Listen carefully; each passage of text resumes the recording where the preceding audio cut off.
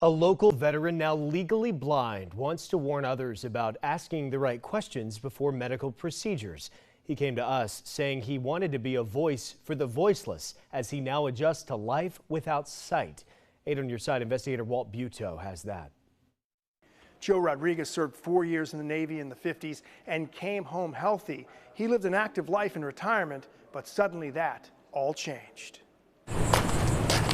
86-year-old Joe Rodriguez walks a lot slower than he used to. They're right there. They're right there. To your left. He was an active senior who loved golfing and got pretty good at it. 7 times I broke 80. He first noticed odd shadows when he was playing shortstop in a softball game. I would see the ball coming, and I was a good fielder. And all of a sudden, when it got within about 10 or 15 feet, I'd momentarily lose sight of it. A shunt was installed in his left eye, but Rodriguez felt pain. After it was removed, he says he was 90% blind on that side.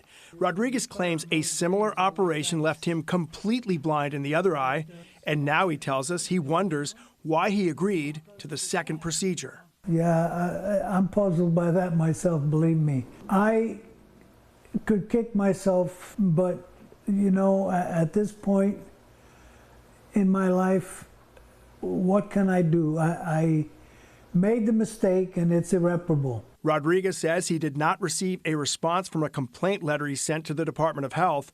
He also tells us he went to several lawyers, but was told there was a possible statute of limitations problem with his case and that he was too old.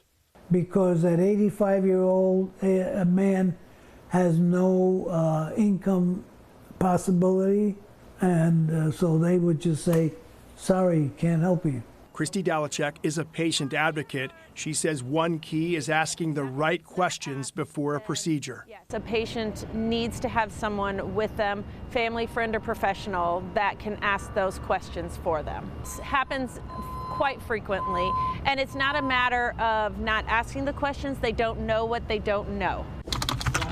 The doctors in Rodriguez's case have yet to respond to requests for comment, now with his photo album's only memories. Syria had to be weakened enough. And as he gets used to audiobooks, he wants what happened to him to help others be more cautious than he was. I consider myself an intelligent person, but when it came to this, I'm as dumb as a rock, because I should never have allowed it.